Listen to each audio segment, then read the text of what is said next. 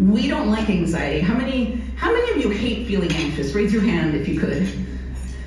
I mean, nobody wants to feel anxious, right?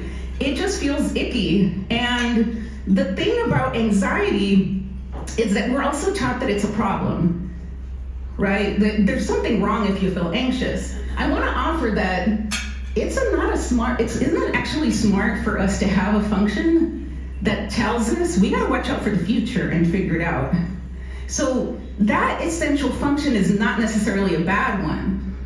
But if we have too much anxiety, it can be detrimental.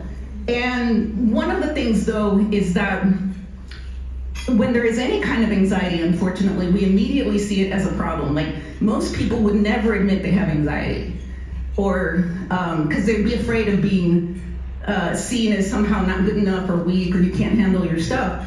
And what happens in our society is that we have basically two solutions. One is going to be medication, so you get your SSRIs and get more serotonin in your brain, or you're going to do therapy, which is cognitive behavioral therapy, where they teach you how to change how you think. Now, I want to offer you a different perspective on anxiety. The reality is that anxiety is not a personal failure, because I think that's what we make it mean. We feel so much shame when we feel it. It's actually a smart nervous system adaptation for survival. Again, the issue isn't that you have it, it's that you get stuck in it, and we're going to talk more about that.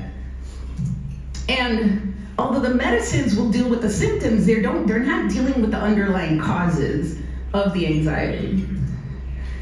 The other thing to be aware of is that for something like CBT, like to try to change your thoughts, without accepting or understanding the underlying nervous system aspects of it, you can't actually change your thoughts when you are stuck in fight, flight, or fear. Like, just biologically, it doesn't work, because animals, human beings can't turn on their prefrontal cortex when they're terrified or anxious. So really, to get to a point where you can actually start to change how you think and change how you respond to things, you've got to understand the nervous system.